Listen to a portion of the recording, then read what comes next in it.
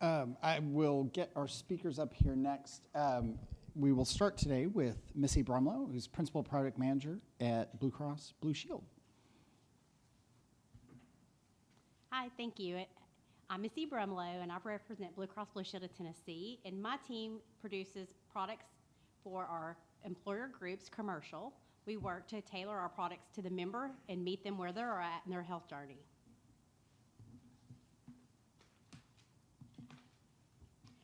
Our mission is peace of mind through better health for our customers and our communities. And throughout the presentation, I'm going to go through ways that we are participating in the community here in Memphis, as well as other communities within Tennessee.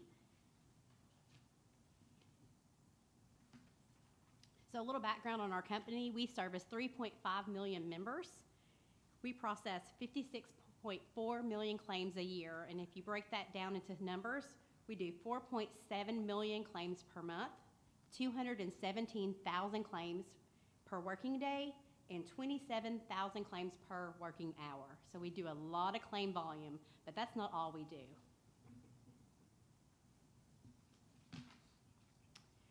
We're doing several things to drive positive change within the communities of Tennessee. 3 of the ways are through our community trust, our health foundation, and Team Blue, which is our employee volunteer program. In grants and sponsorships since 2005, we have awarded $90 million. We have our very first BlueCross Healthy Place that's right here in Memphis in the Whitehaven community at the David Carnes Park. We have projected it's going to cost $5.4 million from the foundation to create that and also to keep ongoing improvements within that area. We worked with the Whitehaven neighborhood to create that park with their vision and feedback. And we also have a way that you can, if you're interested in learning more about creating a healthy place in your community, you can talk to me after this and I can get you some information on what we can do in your community. We also support total health care just from our networks. We have 29,000 network providers in our community. We also have medical, dental, vision, and wellness, so we're selling everything together now. It's total health that we're looking at. We're not just looking at medical anymore or dental or vision. We're really looking at the complete member. My team is really around health promotion. So we have a team of health management consultants that once you decide that you do want to do a wellness strategy, we work with you on site to review what your offering is. How do we make it easy for your employees to access? What's your communication plan? How do you change the culture at your place? And then after 12 months, we'll come back out and review the success of your program, what worked, what didn't work, and what your return on investment is. How can we make improvements for your next upcoming plan year? We offer on-site support, digital. We're moving toward a digital platform, and we can talk more about that as well. That's the future. We think we still offer telephonic, but we're learning members are more interested in doing digital outreach. And then I just wanted to share a success story that we've seen with a client who implemented a complete wellness strategy. This is the numbers that we saw after reviewing their wellness plan. They had increased their 93% on-site participation by communication, and they created wellness champions. So they had people out in their sites just helping members, telling them what to do, where they could access information, really just being a champion of wellness. They saw 16% reduction in tobacco, a 5% reduction in their high blood pressure risk, and then they saw a 2% reduction in diabetes.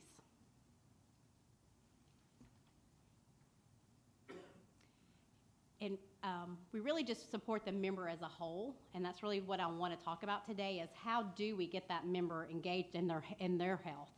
It's easy to go out and buy products, but then how do you really get that member engaged in their product? Really want to make their changes for themselves, not just because they're going to get $25 gift card if they go online and do something. How do you really get them to care about what they're doing? And thank you for your time, and I look forward to your questions and just answering anything after this is over. Breanna Radtke is Manager for Wellness and Retirement at Methodist Bonheur Healthcare. Hello, everyone. everyone. Thank you so much for being here today. I'm going to talk about wellness from an employer perspective today and kind of what we're doing to create a culture of wellness at Methodist Bonheur Healthcare. So to get started, why are we here and talking about wellness? Well, no leader can afford to ignore the well-being of their employees. If your employees are happy and healthy, your customers are likely to be happy and healthy, and that usually makes for good business. And this is a quote from my dear friend Deepak Chopra, whom I've never met. So this is just a graphical overview of our My Healthy Life program. I'm going to go into a lot more detail about what that encompasses. But what I wanted to point out here is that any decision that we make from a wellness perspective, we kind of look at these three tenets. We talk about providing a holistic approach to wellness. If it doesn't do that, we don't consider it heavily. We want something that would come around all of our associates at the right time. We're also committed to improving their quality of life. And then finally, we want to meet our associates where they are and when they're ready. So we don't have a program that's in place that does mandatory wellness right now, and we're not even really considering that. What we want to do is just offer a holistic approach so that when I decide, oh my gosh, I need financial budgeting help, we have a program that's there and ready for them. Similarly with the EAP, which I know we're going to talk about. So our approach is really just to make sure that we have programs available when people are ready and that they know how to use it. So that's why we kind of use this graphical overview for that. So now what I want to talk about, what I want to talk a little bit about is what we've heard that associates want. We've heard that they want a more personalized approach to their wellness program.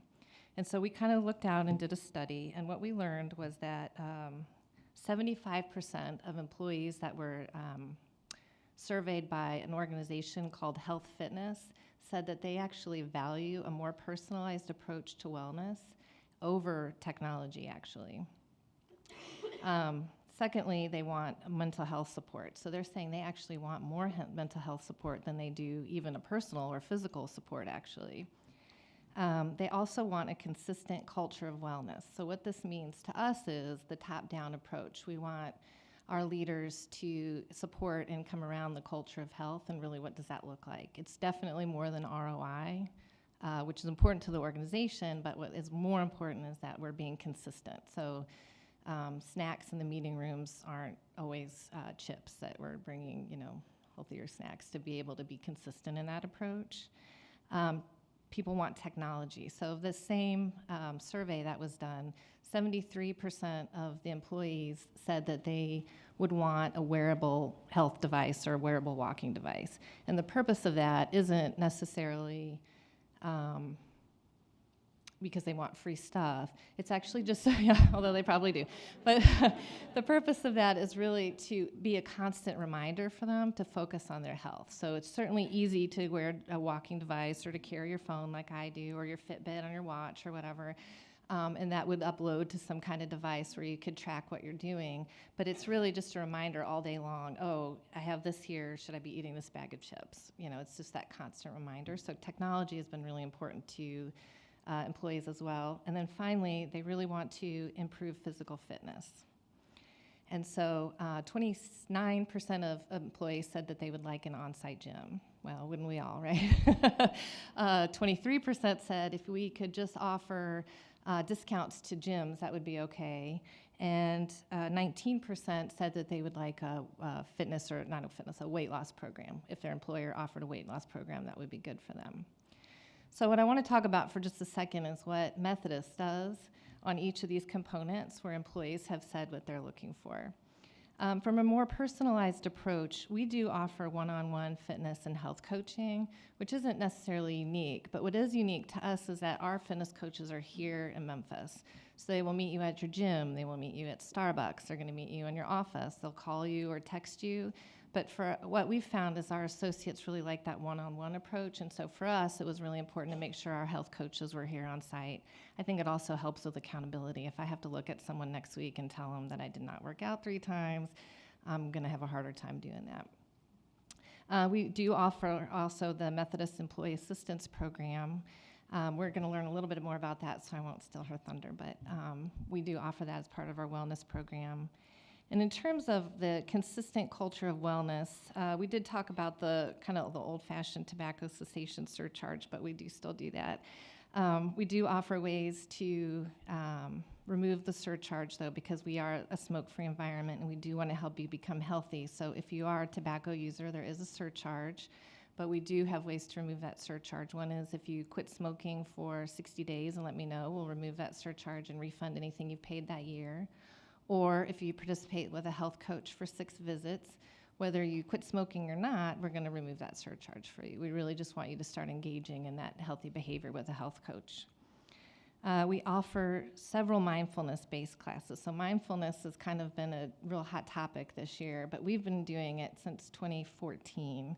And the model that we use is mindfulness-based stress reduction, which was actually created in the 1970s at the University of Massachusetts.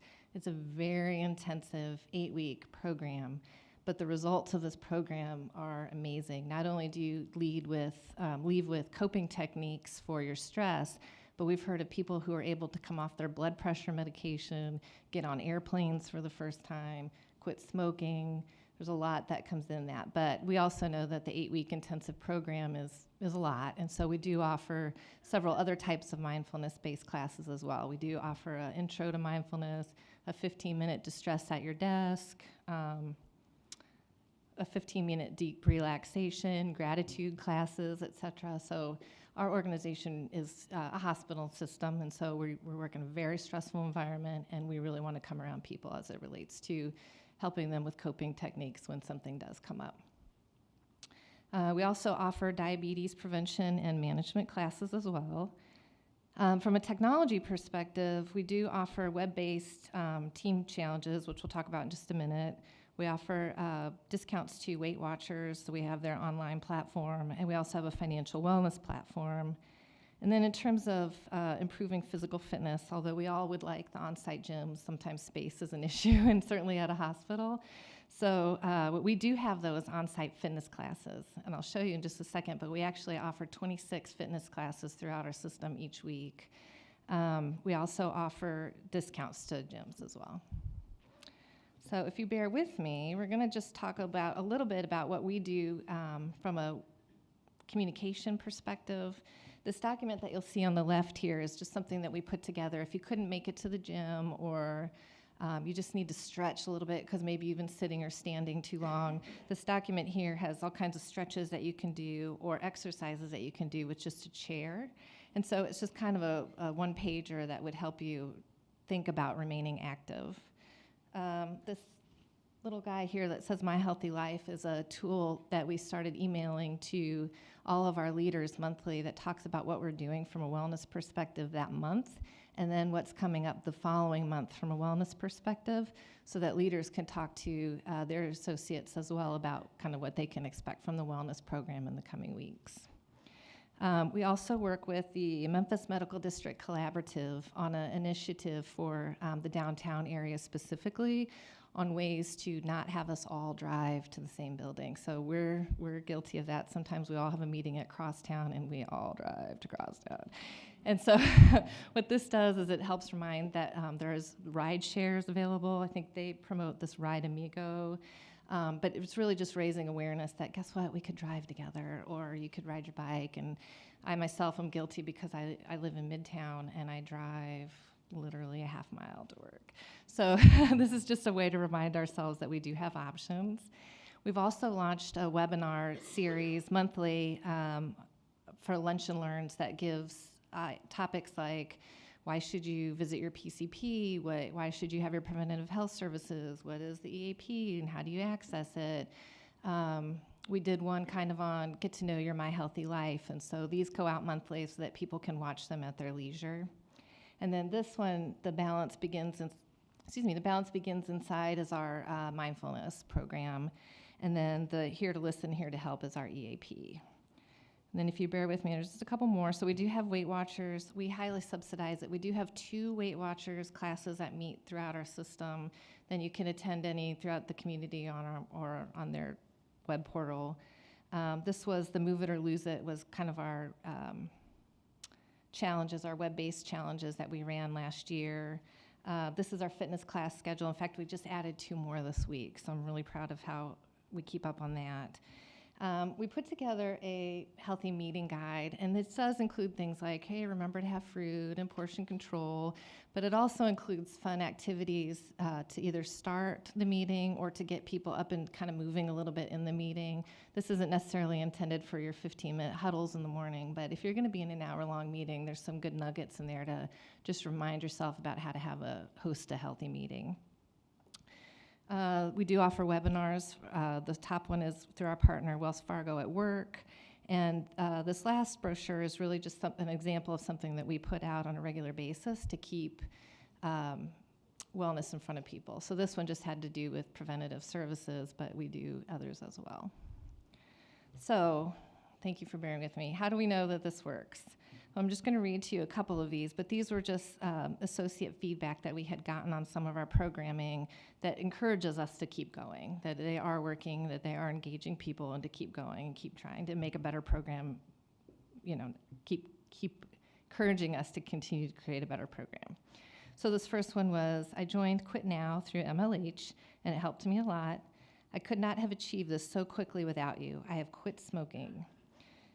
This experience was very informative, and this was a challenge that we had done. I was motivated and started truly working my expenses and spending habits.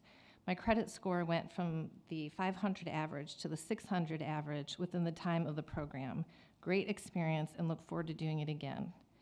I took advantage of the Methodist workout programs and went from 255 pounds to 239 pounds. This one I really like. I wanted to let you know what a difference you made in my life. Not only has Methodist Bonheur Healthcare blessed me, it was a double blessing when I took part of the mindfulness classes. I've continued to practice the techniques you taught us, and the results are amazing. And finally, my New Year's resolution was to get in shape. I decided to take a fitness class offered as part of my Healthy Life program. This was the first time ever taking a group class, and I was uncertain what to expect. After the first class, I was hooked. I've been attending twice a week and love the results. I'm thankful to MLH for offering this program and supporting a healthy lifestyle. So thanks for bearing with me today as I kind of walked through our program. I'm really looking forward to your questions and appreciate your time. Melissa Wilkes is Director of Concern EAP Services at Baptist Memorial Healthcare Corporation. Alrighty, guys. Thank y'all so much for being here for today and braving the rain. As they said, my name is Melissa Wilkes. I'm the Director of Concern EAP and a licensed clinical social worker. And I don't think I can really express to you my passion about employee health without telling you about my journey that brought me to the point of my position here. Prior to working in an EAP setting, I was the Director of the Crisis Center for Shelby County. This is, as you can imagine, a quite busy place. We were seeing anything from 50 to 130 people every 24 hours. So not an exciting thing, and most people don't wake up in the morning and say, hey, I want to go to the ER, and this was basically the mental health emergency room. The folks that we were seeing, guys, in the worst place of their life, suicidal, homicidal, a variety of folks, a lot of them just like you and I. A mixture of races, religions, socioeconomic statuses, and, these folks that we were seeing, just like none of us wake up and say, hey, I want to go to the ER, are not waking up and saying, hey, I want to end up in a crisis situation today. And so as I was exploring the options, looking at, okay, the people that we're seeing on a daily basis, what can we do from a preventative standpoint to get them the help that they need before they get to this point? I kind of think of where a lot of those folks, how they ended up in that place. Imagine just taking a can of Coke, shaking it up, and that's kind of what ended up on our doorstep. And so when I learned more about what EAP is, I thought to myself, a light bulb just came on. This is a great program that a lot of employees don't even know about. Most of your organizations might already have employee assistance programs, but at Concern, we offer a very unique product to not only being partners with Baptist, but over 250 other companies in the Memphis area and outside of the Memphis area. And so what's interesting about what we do at Concern, guys, not only do we provide counseling. Counseling is just one thing that we're able to do for that employee, as well as for everybody in the household. We use an approach of, when there's usually situations going on, it's probably not just that person that's the employee and the effects that it's having on them and everything in their workplace. A lot of times it's that elderly parent that's gotten older and maybe didn't save for retirement, and so they're moving into the house with their daughter and son. A lot of times it may be a kid's moved off to college, flew the nest, and then they end up coming back, and mom and dad aren't sure what to do to be able to help them fly the nest again. And so, any and every situation is what we see over at Concern, to be able to help folks work through those issues so that we can help them be more productive employees. We make it an unlimited number of sessions that folks can come and see one of our counselors. Along with myself being at LCSW, all of our counselors are licensed professional counselors. They're licensed clinical social workers, so they're the best of the best when it comes to counseling, guys, and see folks for a variety of reasons. And so along with that, guys, at Concern, we help with critical incident stress debriefing. That's in the event that someone in a workplace has someone pass away. A lot of the companies that we work with are industrial, so if they have some type of incident occurs, we go out and help them work through that situation so that everything's not getting bottled up.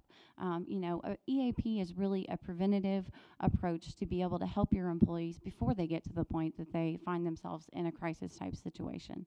Along with that, we're fortunate enough to provide trainings. We do all different types of trainings, everything from financial wellness to work-life balance to you name it. We've got a 4-page list of trainings that we go out and provide for our companies in the community. So along with that, guys, I want to say that, EAP is something that is so very important. We've been around for over 30 years.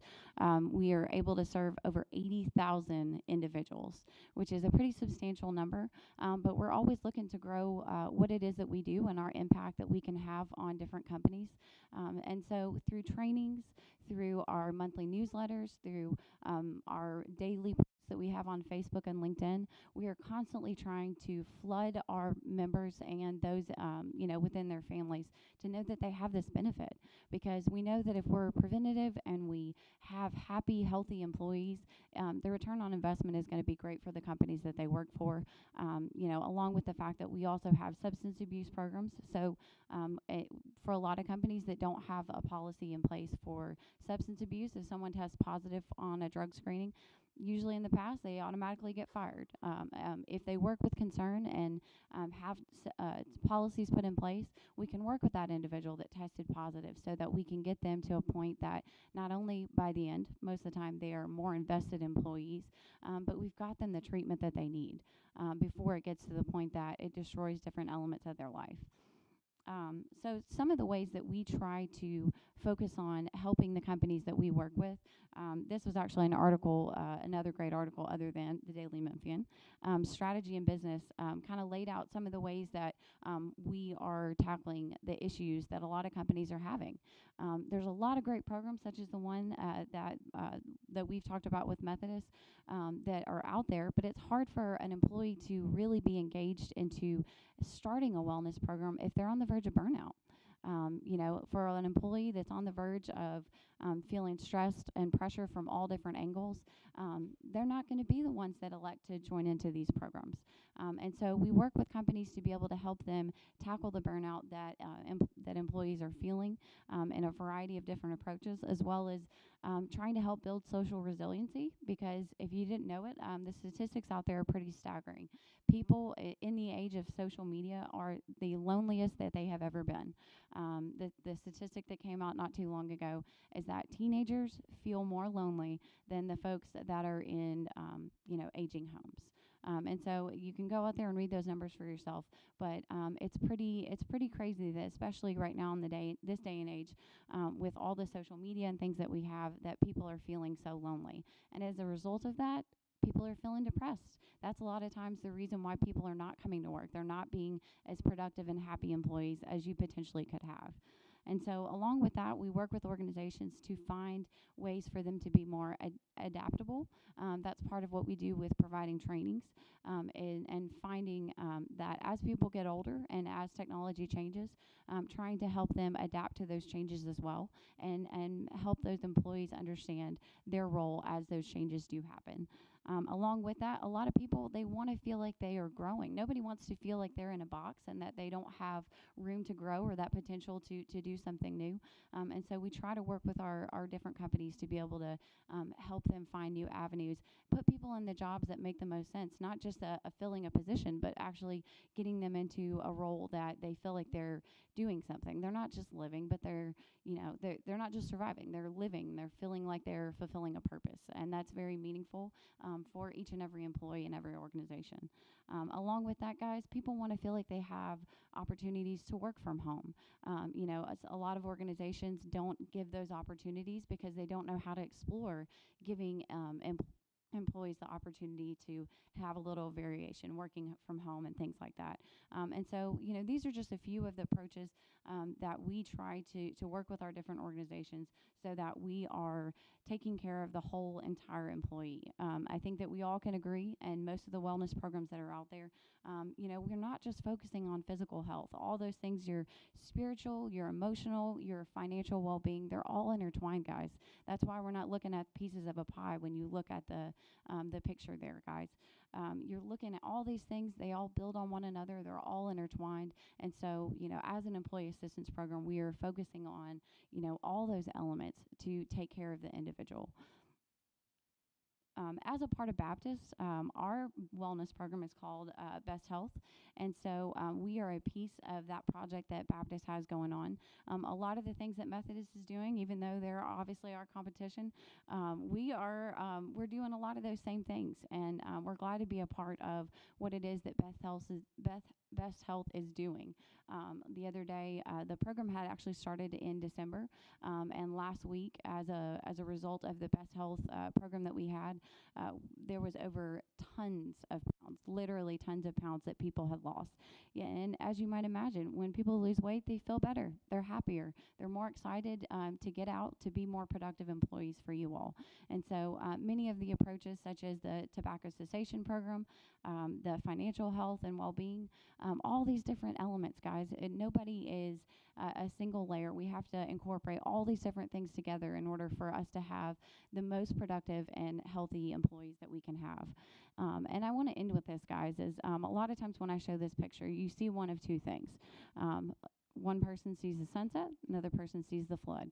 My home, Mud Island, doesn't look like this anymore. Thank goodness the rain has finally gone down a little bit. But I do want to encourage each and every one of you, as we all find our own personal journey of wellness, a lot of that starts with our own perspective. And in each and every situation that you find yourself in, as you yourself are an employee or a manager for your own organization, to focus on your perspective. There's a lot of talk of mindfulness, of gratitude journaling, of all those different types of things. But when you look at this picture, if you're the type of person that your mind automatically gravitates to thinking about the flood, try to look at it from the perspective of you see that sunset. Because each and every one of the situations that you find yourself in, life's not perfect. As we all get older, we're going to lose people. Things are going to happen. Bad things are going to happen. That's just the reality of life. But if you have the perspective of focusing on the positive, that's going to be a more successful thing for you. That influence is going to emanate to the folks that work around you. And it's all in all going to make a more healthy work environment. And so focus on the positive, guys. It's not always easy. We use the term that we want to help our companies fireproof. Firefighting is never a fun thing. We're thankful for our firefighters and being able to support the city of Memphis and their fire department. But think of your life. You want to take the idea of you want to fireproof things, because life's going to happen. Things are going to happen. Stress, it happens to all of us, whether it's good or bad. But we want to get to the point that you're fireproof in your life, and so that when and if things happen, you're ready. And you are looking at each and every one of those situations in a positive light, and that you're helping your employees do the same thing.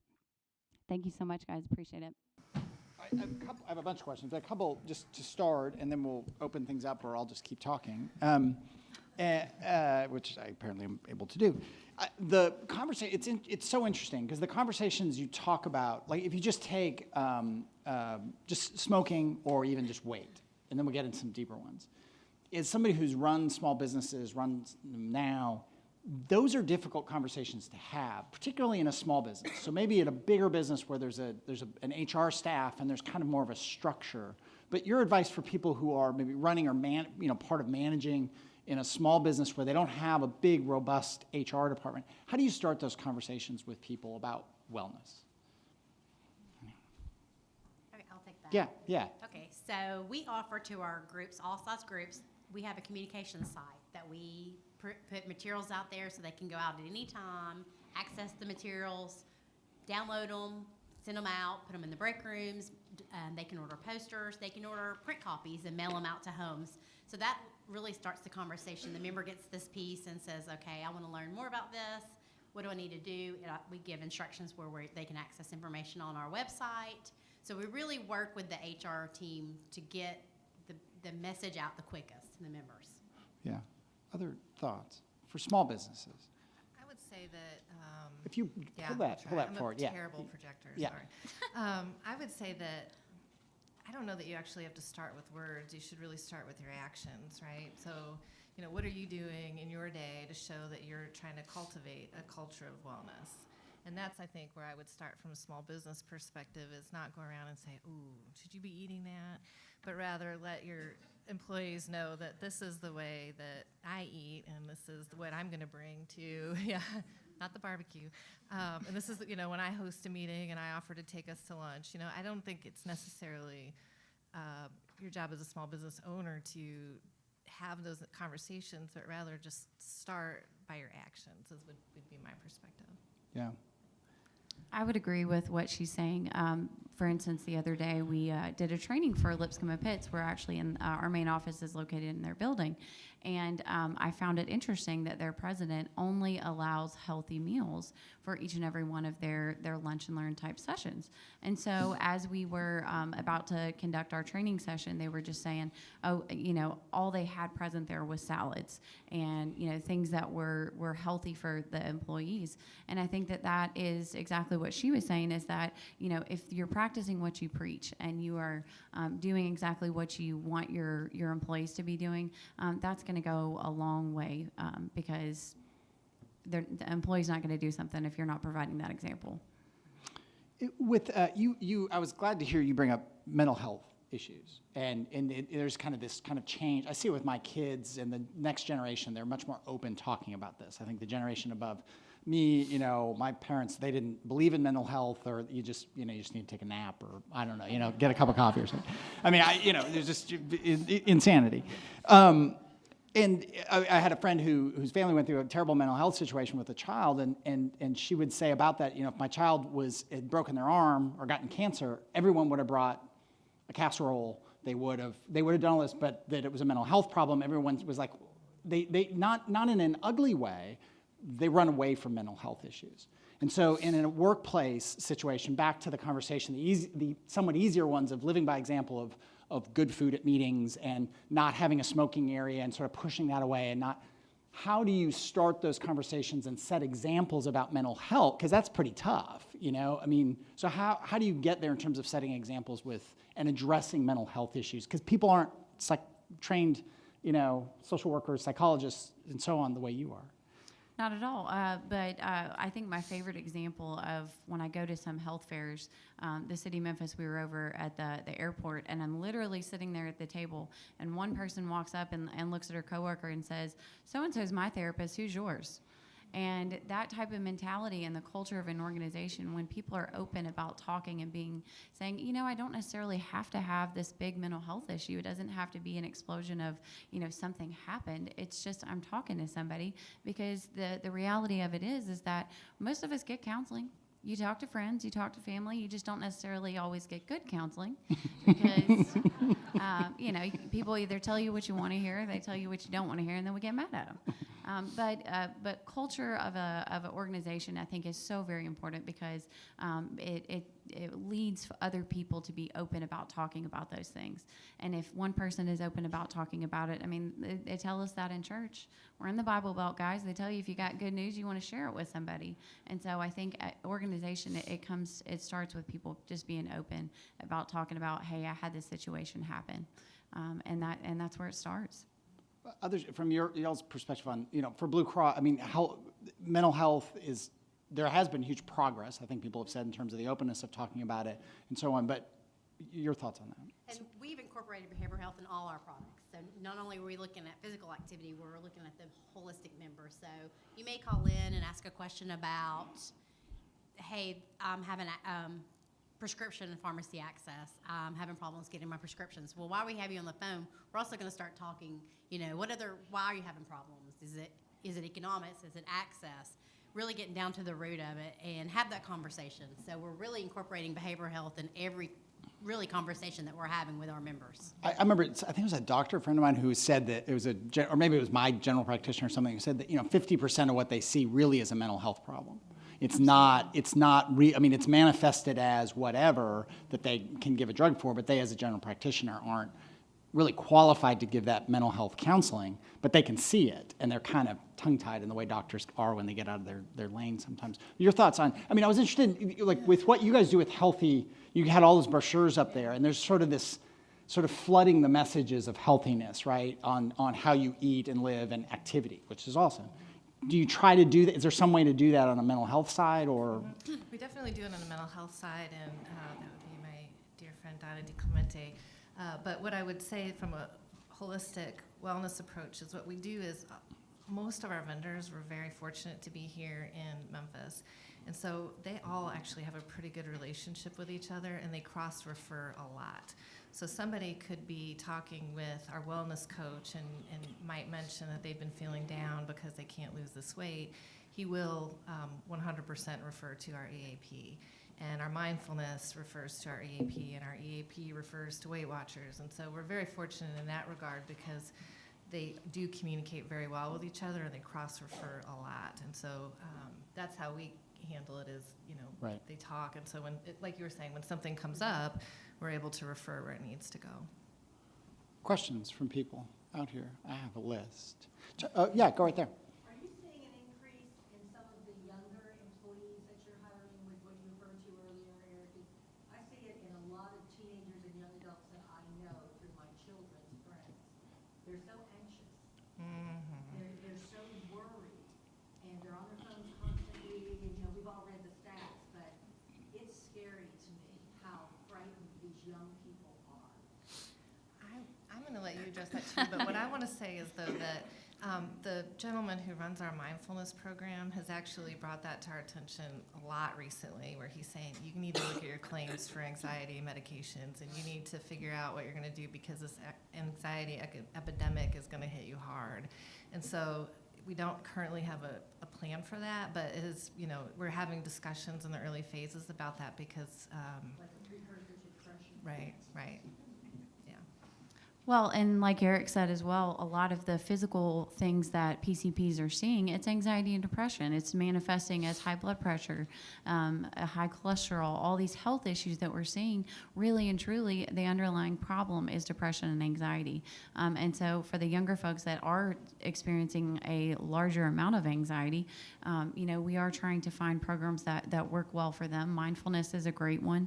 A friend of mine that runs the middle school over at Lausanne has incorporated mindfulness. They have a mindfulness moment for the beginning of the start of every single day, and as a result, incorporating that into their program, they have better test scores. The students do have a lower rate of anxiety, and then just all in all, those students are more healthy and happy. Mindfulness is one of those words that we all go, yeah, I know what that means. But then if you start talking about it in the structured, very specific way you're describing it, I don't think I know what it means. So describe that a little bit more. Because one of you referenced an 8-week mindfulness program.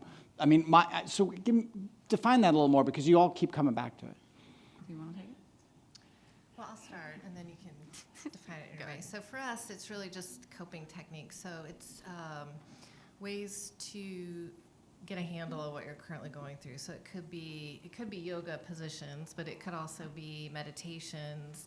And so the whole purpose of mindfulness is to go through a series of techniques and find what would actually work for you in terms of being able to take control of that situation in the way that would work best for you.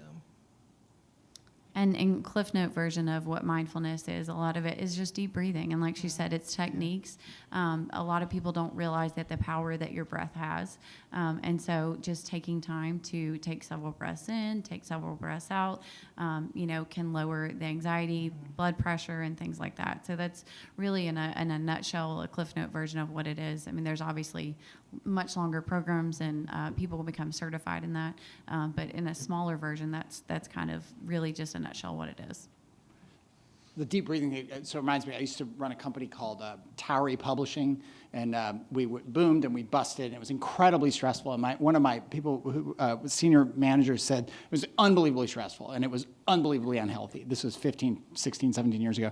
And Laura said she went to, she was so stressed out and smoking so much and eating so badly that she went to a Tai Chi class, and the woman says, okay, so you're gonna do this for as long as you can take a deep breath. And Laura goes, and she told me later, she goes, and I thought something was wrong, and I went like that, and she literally couldn't, she couldn't do it. And she was like, I think, Eric, I'm gonna have to leave. I'm like, I think we're all gonna have to leave because it was so bad.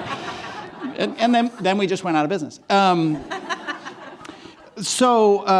questions? Let me go here and I'll come to you, Tim. I work in a healthcare situation as well, St. Francis Hospital, and getting the group fitness has been a challenge, getting classes going. Maybe what obstacles did you have, and how did you overcome the obstacles? Because obviously yours is a success. Space is, Say that again. Space is the biggest obstacle, is trying to find space that associates feel are private. So in all openness, we do have some areas that our yoga classes are in a little bit public areas, and so some of the attendees are like, I don't want to be bending over when so-and-so is walking by, but it's usually, and then once you get that confirmed space and making sure it's a consistent time, and once somebody goes and they spread the word, it really does go like hotcakes. Our average attendance is about 10 associates per class, so it's pretty nice size. I was curious, we talked about tobacco, but vaping and Juul and these whatever, electronic cigarettes. I mean, how has that shifted things? Well, we changed our terminology from tobacco to nicotine just for that. Yeah. But we consider that part of the tobacco program, if any of that would be considered something that we would include in our tobacco cessation and our surcharge program. Again, we've got a Business of Sports Impact seminar coming up in May. Please look for that. Thank you all for being here, and thank you to the speaker.